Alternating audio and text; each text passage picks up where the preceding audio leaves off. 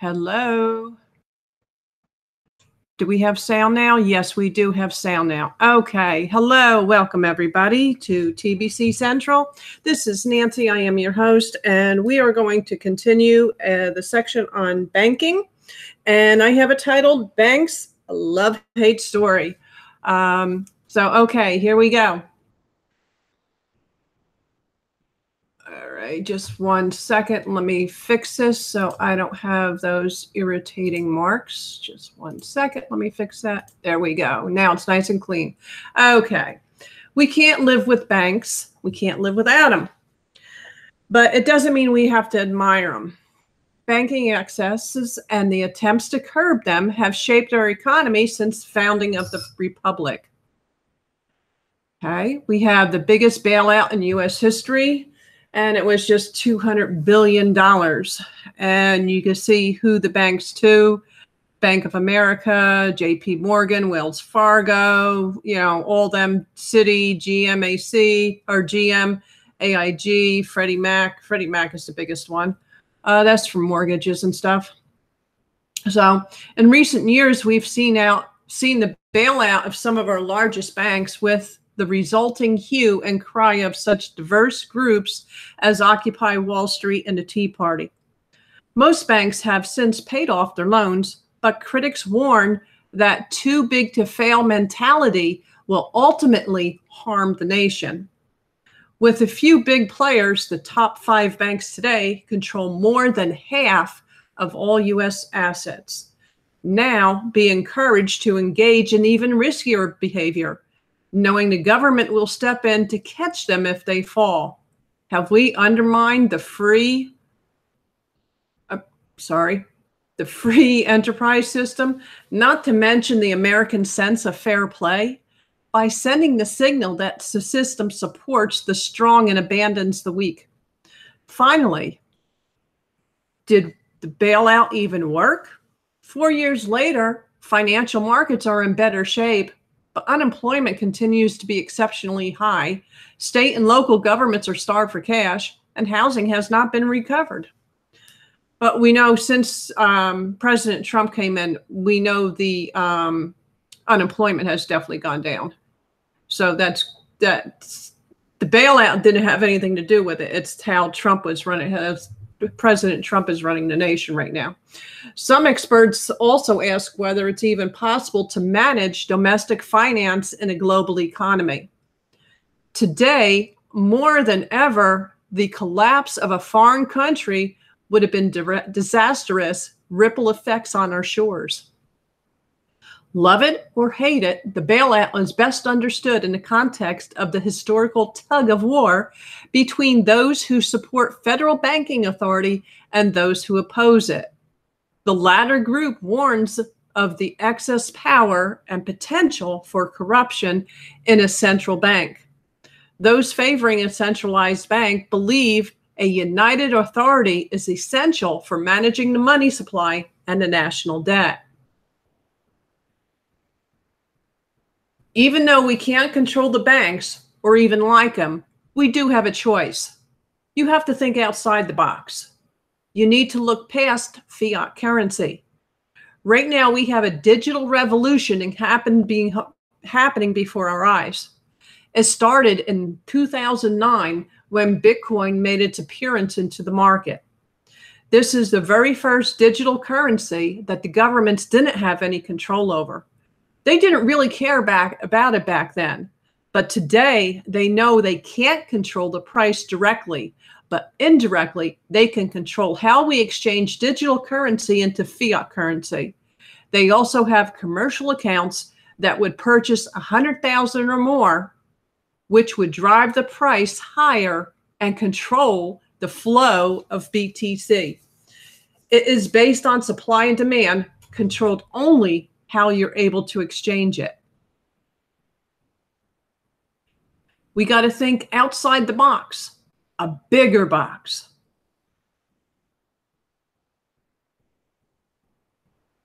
What if I told you there is a coin that doesn't have any government control whatsoever? They can't control how you receive the coin or exchange it for fiat currency. The coin is growing worldwide acceptance. The value of the coin depends on membership. The more people who own this coin, the higher the value goes until it reaches the ultimate price. The value never decreases. There is a maximum amount of coins available. When the maximum amount is reached, there'll be no more coins manufactured. Does this sound too good to be true? Allow me to introduce to you another private growing community that has its own digital coin, not found on exchangers, and is taking the world by a storm. TBC, the Billion Coin. Membership is free within a TBC community.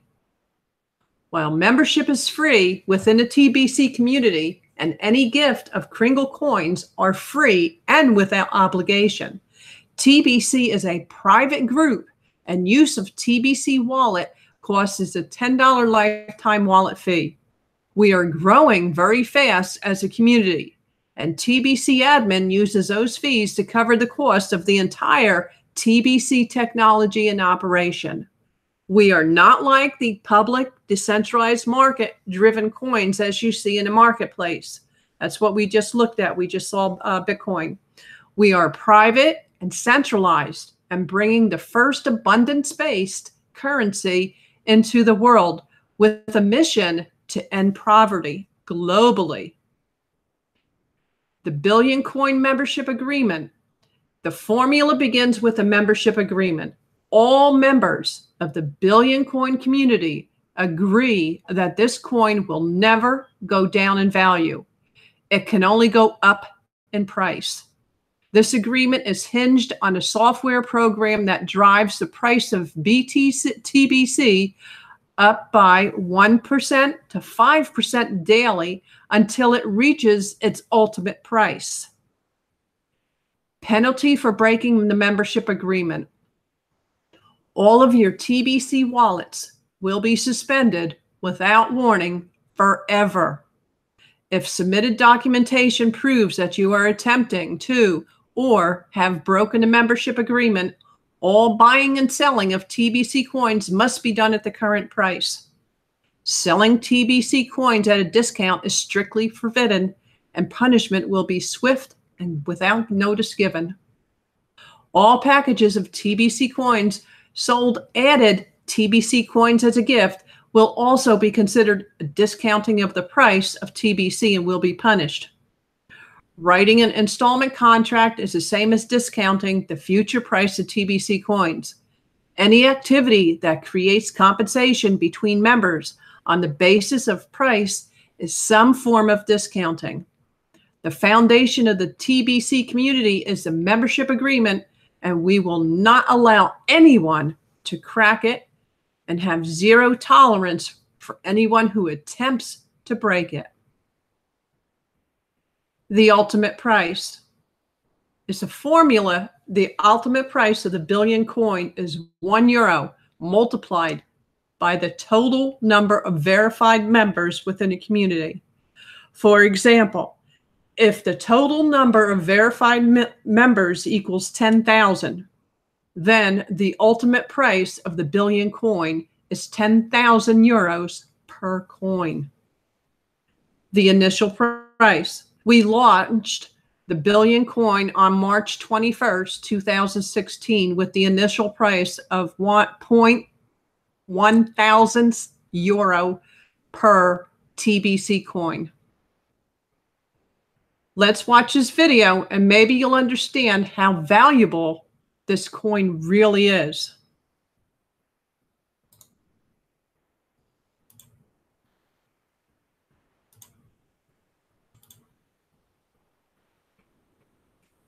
TBC coin was launched on March 21st, 2016, at the initial price of 1/10 of 1 cent in euros.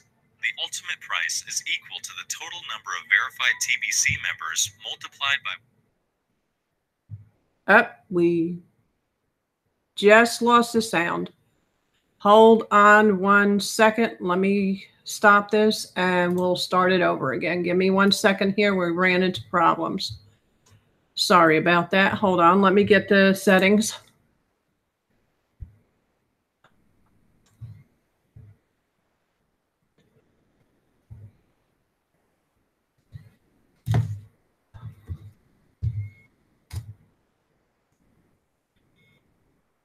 Okay, hold on 1 second. Let me try that again.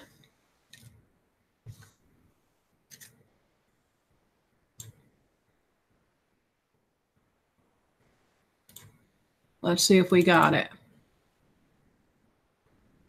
The TBC coin was launched on March 21st, 2016, at the initial price of 1/10 cent in euros. The ultimate price is equal to the total number of verified TBC members multiplied by €1. The current price adjusts once every 24 hours at midnight Fiji time according to the TBC formula. The path that the TBC formula follows is based on the average growth of the TBC community. The current price must daily from 1% to 5% until it reaches the ultimate price.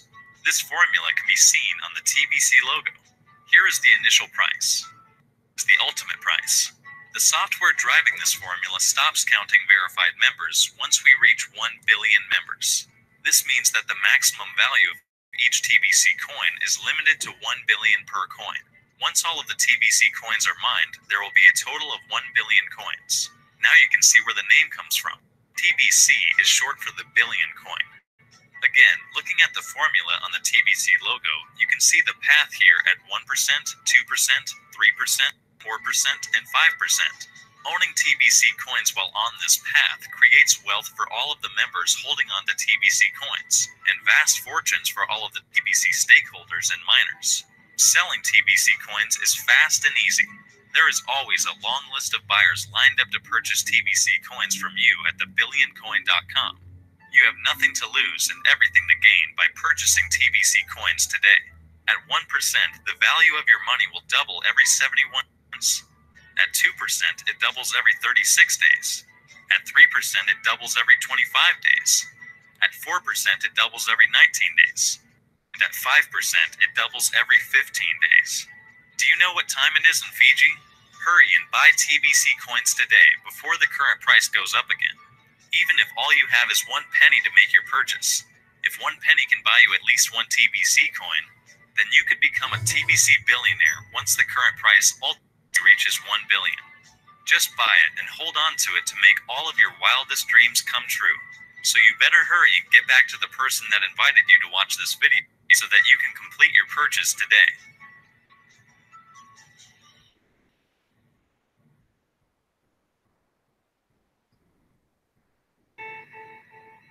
2016 is set to be a more unequal world than ever before.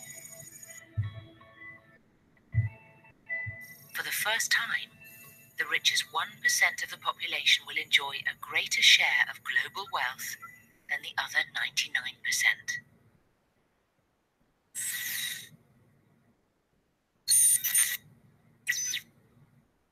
It's the year 2016, and the elite have a plan, and it's not by accident that the 1% own more of the global wealth than the 99% combined today. This is the root cause of poverty in our world. Poverty is so widespread and devastating today that it has deeply marked the human condition. Every country on the face of the earth, you and I, and the remainder of the 99%, have been forced to share what is left over. And with just 1% of all the money in the world between us, how can we enjoy life with so little? People are talking a lot about inequality these days, about the fact that the richest 1% have so much more than everybody else. But most of the focus seems to be on the United States, and it strikes me that the same story needs to be told about global inequality too. So I did some research, and this is what I found from reliable sources like the UN. It turns out that while the US is totally out of whack, things are actually way worse for the planet as a whole. Let's start with this graph, a perfectly even distribution of wealth among all living people, with everyone divided into 5 groups. Now, let's show how much each group actually has. Shocking, right? 80% of the world's people barely have any wealth. It's hard to even see them on the charts. Meanwhile, the richest 2%, they have more wealth than half of the rest of the world. Let's look at this chart another way. Let's take the whole world's population, all 7 billion of us, and reduce it to just a representative 100 individuals. Here they are, poorest people on the left, richest people on the right. Now let's show how the world's total wealth, roughly $223 trillion, is distributed. The vast majority have practically nothing. Nothing with which to educate their children, nothing with which to pay for basic medicine. While the richest 1%, they've accumulated 43% of our world's wealth.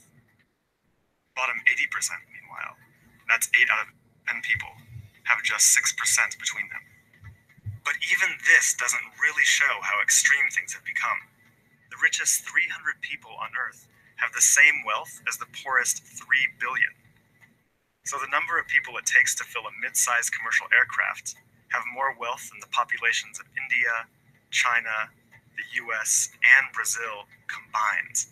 We can also see this difference geographically, with a huge and growing gap between a few rich places versus the majority of the world. For most of history, things were much more equal. 200 years ago, rich countries were only 3 times richer than poor countries. By colonialism in the 1960s, they were 35 times richer. Today, they're about 80 times richer. Rich countries try to compensate for this by giving aid to poor countries, about $130 billion each year. That's a lot of money. So then why does the wealth gap keep getting bigger? One reason is that large corporations are taking more than $900 billion out of poor countries each year through a form of tax avoidance called trade mismanagement. On top of this, each year poor countries are paying about $600 billion in debt service to rich countries on loans that have already been paid off many times over. And then there's the money that poor countries lose from trade rules imposed by rich countries to get access to more resources and cheaper labor. Economists from the University of Massachusetts calculate that this costs poor countries about $500 billion a year. Altogether, that's more than $2 trillion that flows from some of the poorest in the world to the richest. Every year. Rich governments like to say they're helping poor countries develop. But who's developing who here? They think that there's something wrong with the basic rules of the global economy. It can't be okay that the wealth of our planet is becoming so concentrated in the hands of such a tiny number of people. The only reasonable response, it seems to me, and our only hope, is to change the rules.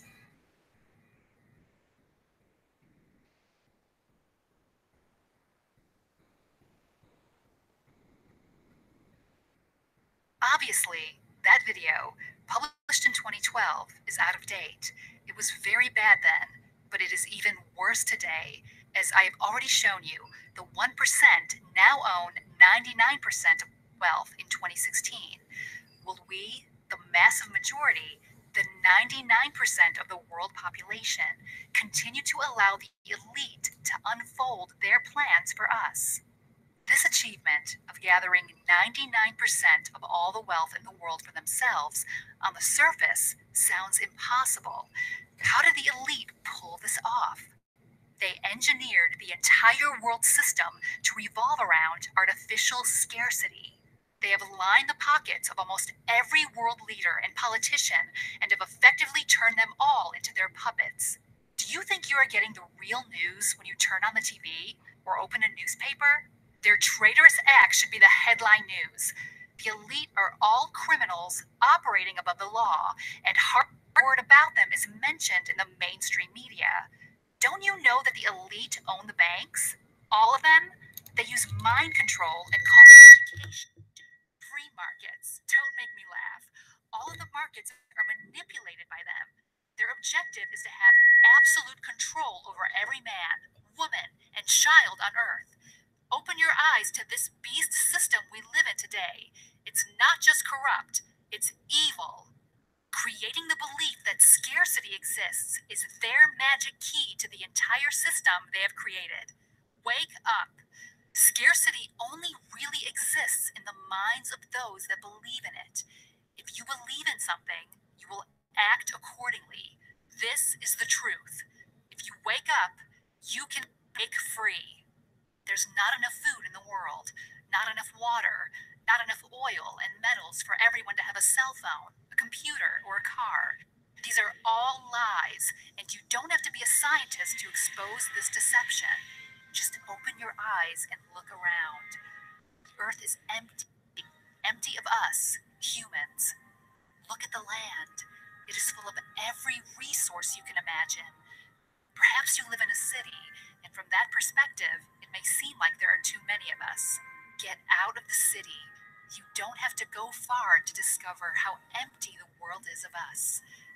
Raw land, as far as the eye can see, empty of humankind.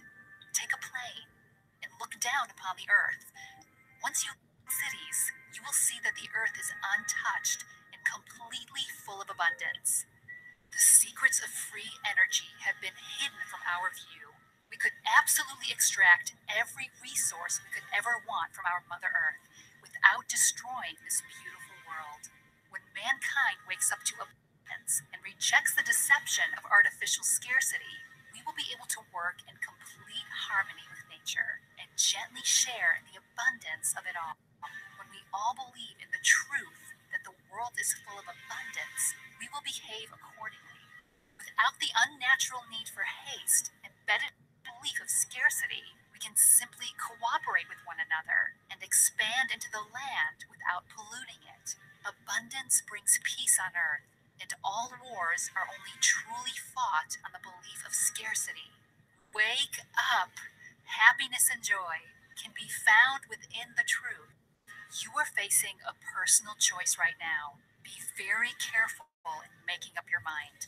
Your whole life you have been bombarded with the deception that believe in scarcity. Even if you are not completely conscious that you have been behaving like a person that believes in scarcity, you may not even be able to see how beneficial this scarcity idea is in this world today. When you examine the totality of the world with your own eyes, you can see nothing but abundance. The major force driving scarcity is fear. The force behind abundance is love. Before you make this choice, ask yourself one question. Do you want to live in abundance? The alternative is scarcity. Of course you want a life of abundance, and so does everyone else. That in itself is proof of abundance. Abundance, and the desire to have it, is universal. Today you can change your mind and join others who have done so before you and leave scarcity behind and get into the flow of abundance. Once you consciously choose to believe in abundance, not just for yourself, but for all, then you will see abundance recrystallize the reality around you to receive all that you truly desire. It's only a matter of time. Open your eyes and choose now. TBC is the first abundance-based currency in our world. TBC will end poverty globally. But how? How will TBC end poverty throughout the world? There will be 1 billion TBC coins mined. At some point, each TBC coin will be worth 1 billion euros. A billion euros multiplied by a billion TBC coins equals a number with 18 zeros behind it. There are 7.4 billion people living on Earth today. When we take the number with the 18 zeros and divide it by the world population of 7.4 billion of us, this means that each person on Earth could enjoy an equal share in the wealth of TBC, and each would get 135 million euros. Is that enough abundance for you? Could you make all of your dreams come true if you had that much money? For most of us, that would be more than enough. But this is not going to happen. We are not all going to end up with an equal share of TBC. Naturally, the early adopters will end up with much more of the TBC coins because they were the first to receive the offer. But the early adopters had to be very patient. Their path is always bumpy, and they had to have more faith in TBC than those that come afterwards. Merchants and miners of TBC are likely to end up with the lion's share as time passes because they offer much more than the regular users of TBC coins. It won't take them long to convince their employees paychecks in TBC are far more valuable than payment in any other currency.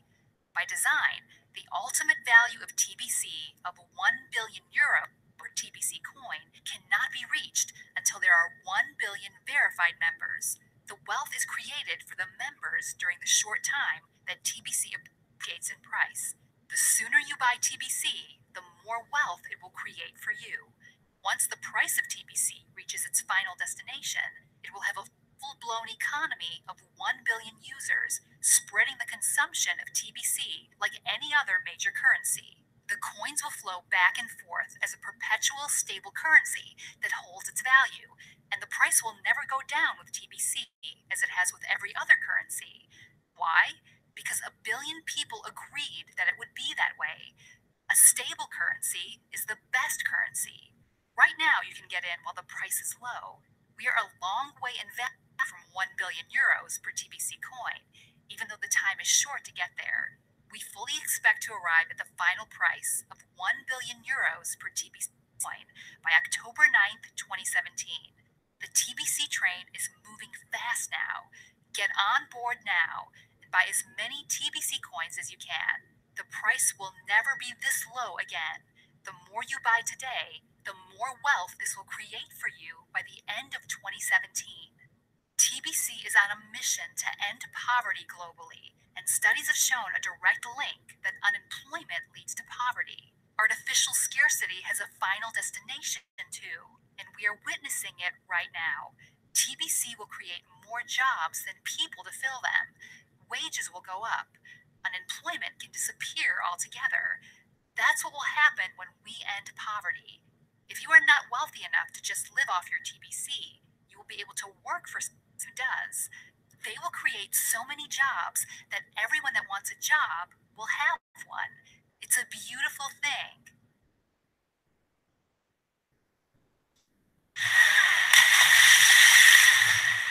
You'll find them today in every Philippine city and town. Near highways, shopping centers, tourist attractions, scavenging or hustling for money and food.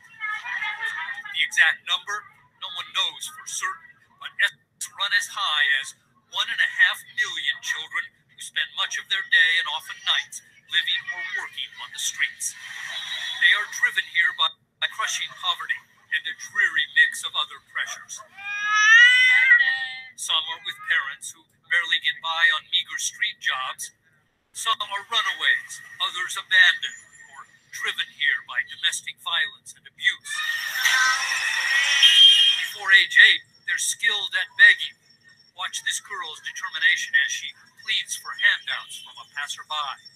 Before 18, it'll be gang life, drugs, criminal activity, prostitution. Many will fall prey to physical and sexual abuse by adults. And yet, they're the ones harassed by police, often rounded up as public nuisances and thrown into adult jail cells.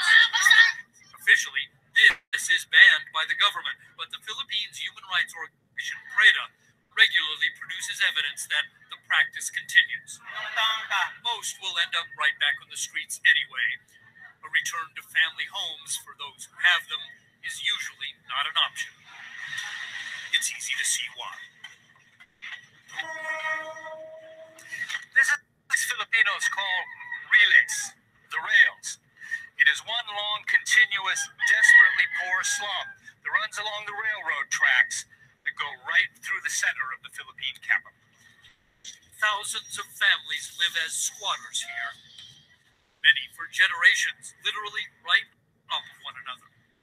The conditions are just deplorable. The lack of sanitation, there's very little fresh water, it's overcrowded, smells bad, and running right through the center of this place is an open sewer. It's an atmosphere that breeds disease, domestic violence, hopelessness. And it's why so many children say they prefer living on the streets. It's 4 a.m. in Manila as Jodine Sola makes his morning rounds. A burly lay missionary with kind words. So kids, kamusta na? It's a gentle touch and deep empathy for the children of the streets. The kids are suffering too much in lungs problem. So because they sleep on the concrete and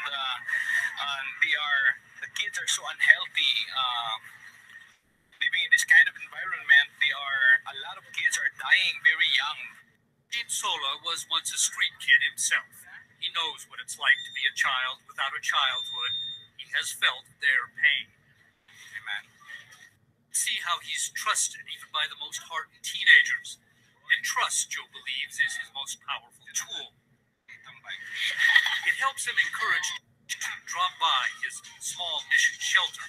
Amen.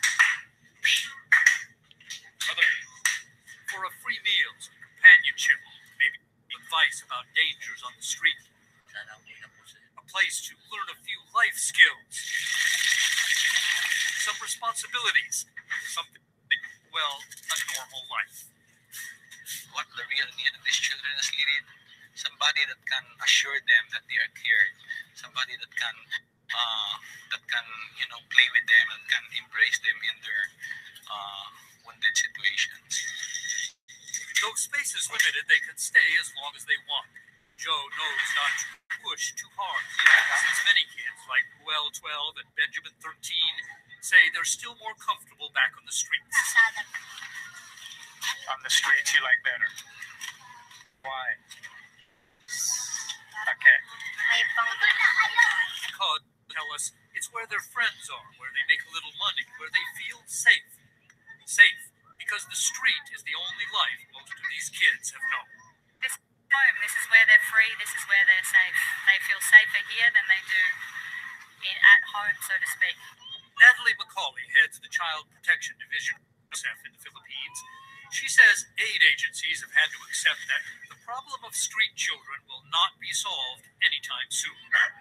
So UNICEF is also supporting smaller efforts now that give kids survival skills to add to their street smarts. It's information that could save them someday, violence or abuse. It's about having someone to trust. Someone like Jodine Sola over on the other side of town.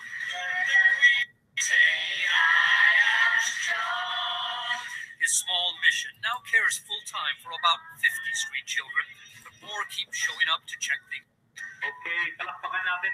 On some weekends, it's like one big block party. It gives Joe hope, even if it is a reminder of how more needs to be done. I believe that, I can do something, I can contribute something to save these children. One child at a time. One child at a time. One who survived a childhood on the streets, now offering love, encouragement, and support to another generation of street children. For World Focus, this is Mark Litke in Manila, the Philippines.